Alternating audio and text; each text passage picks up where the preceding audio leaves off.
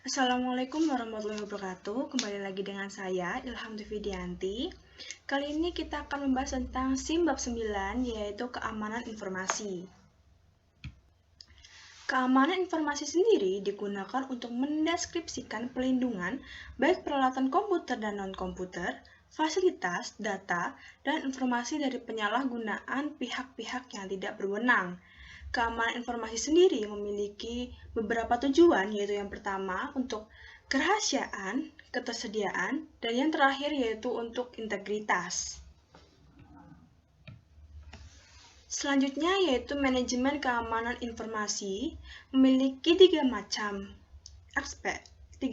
aspek, yaitu yang pertama, manajemen risiko berupa menggambarkan tingkat keamanan sumber daya informasi perusahaan dibandingkan dengan risiko yang sedang dihadapi. Kemudian yang kedua yaitu berupa tolak ukur keamanan informasi, yaitu tingkat keamanan yang disarankan dalam keadaan normal harus menawarkan perlindungan yang cukup terhadap gangguan yang tidak terotorisasi. Dan yang terakhir yaitu kepatuhan terhadap tolak ukur. Selanjutnya berupa ancaman. Ancaman keamanan informasi adalah orang, organisasi, mekanisme, atau peristiwa yang memiliki potensi untuk membahayakan sumber daya informasi perusahaan. Ancaman sendiri memiliki dua jenis, yaitu yang pertama, ancaman internal dan eksternal, dan yang kedua berupa tindakan kecelakaan atau yang tidak disengaja, dan tindakan yang disengaja. Ancaman memiliki beberapa jenis, yaitu yang pertama berupa malware, yang kedua virus, Trojan horse, spyware, worm, dan adware. Kemudian risiko adalah potensi output yang tidak diharapkan dari pelanggaran keamanan informasi oleh ancaman informasi sendiri. Kemudian ada praktik keamanan yang diwajibkan oleh visa memiliki beberapa macam, yaitu yang pertama memasang dan memelihara firewall, yang kedua memperbaharui keamanan, yang ketiga melakukan enkripsi pada data yang disimpan, yang keempat melakukan enkripsi pada data yang dikirim, yang kelima menggunakan dan memperbaharui piranti lunak antivirus, kemudian ada membatasi akses data kepada orang-orang yang ingin tahu, lalu ada memberikan ID unik kepada setiap orang yang memiliki kemudahan dalam mengakses data, lalu memantau akses data dengan ID unik tersebut, kemudian tidak menggunakan sandi default yang disediakan oleh vendor, dan yang terakhir yaitu secara teratur menguji sistem keamanan. Selain itu, visa juga mengidentifikasi tentang 3 praktik umum yang harus diikuti oleh peritel dalam mendapatkan keamanan informasi untuk semua jenis aktivitas, yaitu yang pertama ada menyaring karyawan yang memiliki akses terhadap data, lalu yang kedua, tidak meninggalkan data atau komputer dalam keadaan yang tidak aman, dan yang terakhir yaitu menghancurkan data jika tidak dibutuhkan lagi. Selanjutnya ada manajemen risiko. Pendefinisian risiko memiliki 4 langkah, yaitu yang pertama, identifikasi aset bisnis yang harus dilindungi dari risiko, kemudian menyadari risikonya, lalu ada menentukan tingkatan dampak pada perusahaan jika risiko benar-benar terjadi, dan yang terakhir yaitu menganalisis kelemahan perusahaan. Untuk dampak memiliki beberapa tingkatan, yaitu yang pertama ada dampak yang parah. Hal ini dapat membuat perusahaan bangkrut atau sangat membatasi kemampuan perusahaan tersebut untuk berfungsi.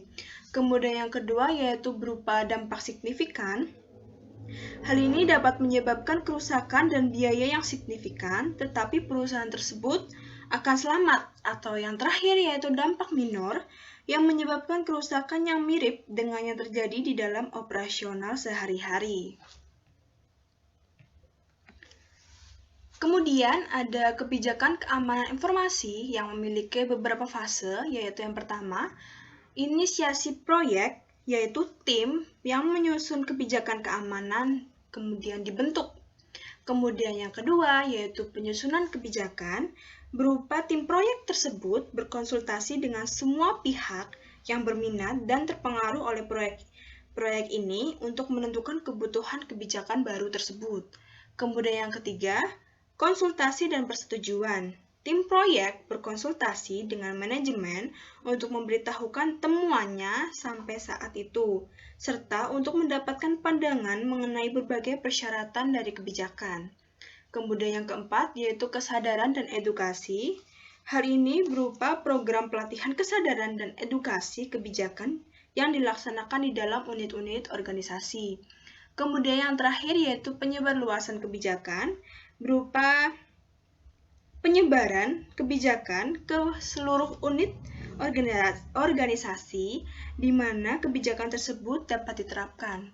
Kemudian kebijakan tersebut juga mengalami perpisahan yang dilakukan untuk yang pertama yaitu keamanan sistem informasi, pengendalian akses informasi, keamanan personel, keamanan lingkungan fisik, keamanan komunikasi data, klasifikasi informasi, perencanaan kelangsungan usaha, dan yang terakhir yaitu akuntabilitas manajemen.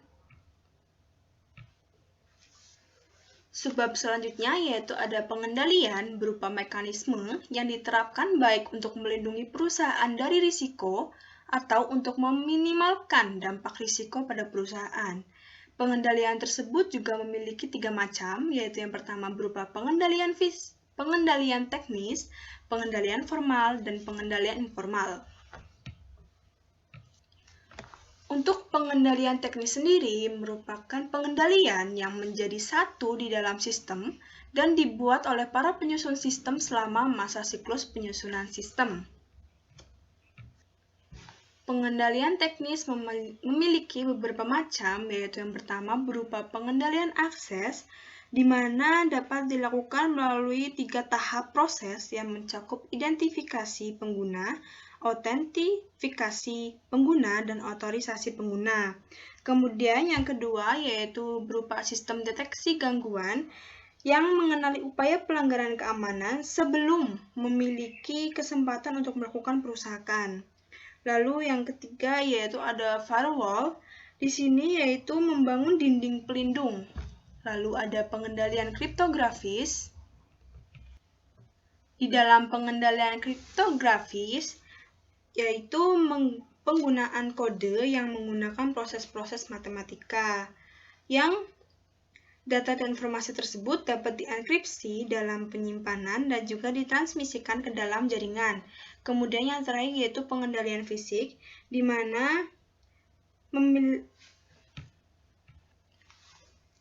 perusahaan dapat melaksanakan pengendalian fisik hingga pada tahap tertinggi dengan cara menempatkan pusat komputernya di tempat terpencil yang jauh dari kota dan jauh dari wilayah yang sensitif terhadap bencana alam seperti gempa bumi, banjir, dan badai. Kemudian, untuk pengendalian formal mencakup penentuan cara berperilaku, dokumentasi prosedur dan praktik yang diharapkan, dan pengawasan serta pencegahan perilaku yang berbeda dari panduan yang berlaku.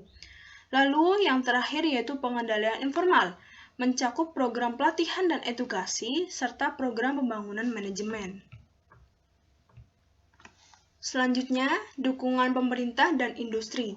Beberapa organisasi pemerintahan dan internasional telah menentukan standar yang ditujukan untuk menjadi panduan bagi organisasi yang ingin mendapatkan keamanan informasi. Standar ini berbentuk tolak ukur yang telah diidentifikasi sebelumnya sebagai penyedia strategi alternatif untuk manajemen risiko. Peraturan pemerintah berupa yang pertama yaitu standar keamanan komputer, lalu yang kedua yaitu berupa undang-undang anti-terorisme, kejahatan, dan keamanan. Dan yang terakhir yaitu manajemen keberlangsungan bisnis berupa rencana. Memiliki 3 macam rencana, yaitu yang pertama rencana darurat yang menyebutkan cara-cara yang akan menjaga keamanan karyawan jika terjadi bencana. Lalu yang kedua yaitu rencana cadangan yang dapat diperoleh melalui redundansi, keberagaman, dan mobilitas. Dan yang terakhir yaitu rencana catatan penting berupa dokumen kertas, mikrofilm, dan media penyimpanan optis dan magnetis yang penting untuk meneruskan bisnis perusahaan tersebut. Sekian dari saya, kurang lebihnya mohon maaf. Wassalamualaikum warahmatullahi wabarakatuh. Sampai jumpa di video selanjutnya.